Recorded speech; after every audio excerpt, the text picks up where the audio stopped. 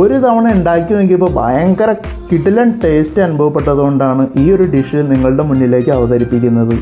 ഇതിൻ്റെ ഏറ്റവും വലിയ പ്രത്യേകത എന്താണെന്ന് പറഞ്ഞാൽ നമ്മുടെ പരമ്പരാഗത രീതിയിൽ നമ്മൾ ആഡ് ചെയ്യുന്ന മല്ലിപ്പൊടി, മുളക് പൊടി, യാതൊരുവിധ ഇത്തരം സ്പൈസസ് ആ പൊടികൾ നമ്മൾ ഉപയോഗിക്കുന്നില്ല എന്നുള്ളതാണ്. ചിക്കൻ ചെറിയ കഷ്ണങ്ങളാക്കി കഴുകി വൃത്തിയാക്കി വെച്ചതിന് ശേഷം നമ്മൾ നന്നാക്കി വെച്ചിരിക്കുന്ന സവോള, പച്ചമുളക്, ഇഞ്ചി, വെളുത്തുള്ളി ഇവയെല്ലാം മിക്സിയിലേക്ക് ഇടുക. പിന്നീടുള്ള മെയിൻ ഇൻഗ്രീഡിയൻ്റ് ആണ് പുതിന ഇലയും മല്ലി ഇലയും. അതിനുശേഷം അല്പം റിച്ച് ആക്കാൻ വേണ്ടി ആൽമണ്ടും കാഷ്യൂവും ആഡ് ചെയ്യുക.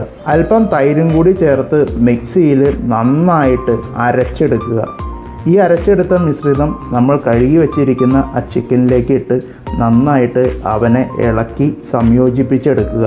അതിനുശേഷം അവനെ മാരിനേറ്റ് ചെയ്യാനായിട്ട് ഒരു 30 മുതൽ 45 മിനിറ്റ് നേരത്തേക്ക് മാറ്റി വെച്ചേക്കുക. ചേരുവകളിൽ ഏറ്റവും ഹൈലൈറ്റ് എന്ന് പറയുന്നത് തീർച്ചയായിട്ടും ആ പുതിനയിലയാണ് കേട്ടോ. ആ പുതിനയിലയും മല്ലിയിലയും പിന്നെ കാഷ്യൂം ആൽമണ്ടും ചേരുമ്പോഴാണ് ഈ അഫ്ഗാനി ചിക്കൻ ഇത്ര ടേസ്റ്റി ആകുന്നത്. നമ്മുടെ സ്ഥിരം സ്പൈസസ് ഒന്നും ചേർക്കാതെ നമുക്ക് ചിക്കൻ കറി വെക്കാം എന്നുള്ളത് എനിക്കൊരു പുതിയ അറിവായിരുന്നു. ഇനി നമുക്ക് ആ മാരിനേറ്റ് ചെയ്ത് വെച്ചിരിക്കുന്ന ചിക്കനെ ഒന്ന് വറുത്തെടുക്കണം. അതിനായിട്ട് നോൺ സോൾട്ടഡ് ബട്ടർ നമ്മുടെ ഹോട്ട് പാനിലേക്ക് ഇടുക. അതിനുശേഷം അല്പം എണ്ണ ഒഴിക്കുക. ഡീപ്പ് ഫ്രൈ ആവശ്യമില്ല, നമുക്ക് ഷാലോ ഫ്രൈ ചെയ്തെടുത്താൽ മതി. അപ്പോൾ അതുകൊണ്ട് തന്നെ എണ്ണയും കുറച്ച് ഉപയോഗിച്ചാൽ മതി. കോക്കനട്ട് ഓയിലാണ് ഞാനിതിന് ഉപയോഗിച്ചത്. പ്രത്യേകിച്ച് കേരളീയർക്ക് വെളിച്ചെണ്ണയിൽ വറുത്തെടുത്ത ചിക്കനിൽ ഡിഷ് ഉണ്ടാക്കുമ്പോൾ ഒരു പ്രത്യേക ടേസ്റ്റ് തന്നെയാണ്. അത് അഫ്ഗാനി ചിക്കൻ ആയാലും ശരി, ദ ബെസ്റ്റ് കോക്കനട്ട് ഓയിൽ തന്നെയാണ്. ചിക്കൻ വെന്ത് ഒരു ലൈറ്റ് ബ്രൗൺ കളറായതിന് ശേഷം അവന് പതുക്കെ കോരിയെടുക്കുക.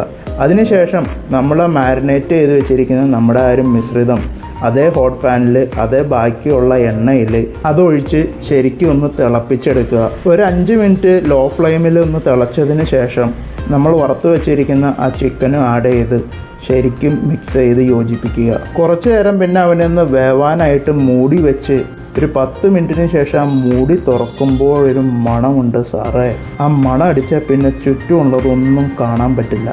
ഉപ്പ് കുറവാണെന്നുണ്ടെങ്കിൽ ആവശ്യത്തിന് ഉപ്പ് ചേർക്കാനും മറക്കണ്ട. ഒരു 10 മിനിറ്റ് കൂടി അവനെ ഒന്ന് ലോ ഫ്ലെയിമിൽ തിളപ്പിച്ച ശേഷം സെർവ് ചെയ്യാവുന്നതാണ്.